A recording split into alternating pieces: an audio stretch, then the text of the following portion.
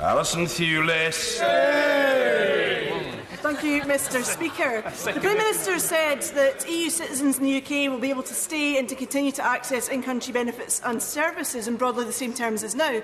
But is she aware that my constituents and many constituents of my honourable colleagues have actually been finding it difficult to access universal credit on the basis that they have not been staying here long enough? Will the Prime Minister look into this? Because it seems that EU citizens are already being denied their rights. It's a new hostile environment for EU nationals. The NHS at Glasgow and Clyde published their proposals for a supervised drug consumption room in 2016. Drug-related deaths stood at 257.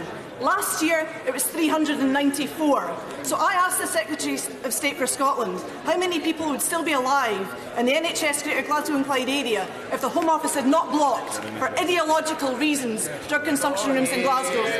The reality of this situation, Mr Speaker, is that the Secretary of State is engaged in deflection. We are now in a situation where this country risks running out of vital medicines for each and every one of our constituents because of this government's relentless pursuit of a no-deal hard Brexit that will ruin this country. Mr Speaker, this Prime Minister and this government have been engaging in acts of outright fudgery, that is the spreading of fear, uncertainty and doubt, with the bizarre spectacle of the Financial Secretary to the Treasury running up and down with planted notes saying no food and no Channel Tunnel.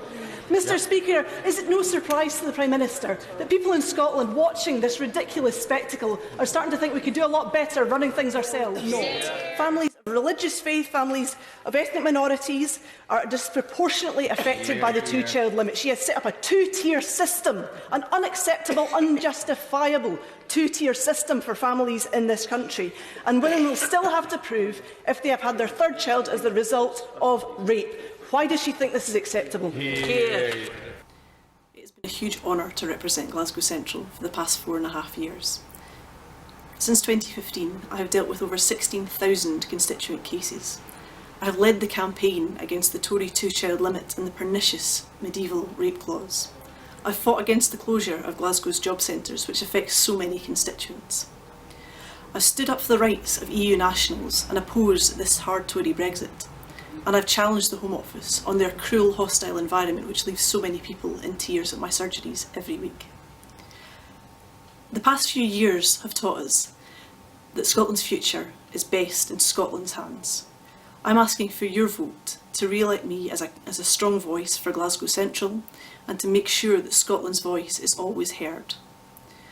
Thank you to everybody who's donated so far. It makes a huge difference to have the campaign funds to fight this election, and I look forward to seeing you on the campaign trail.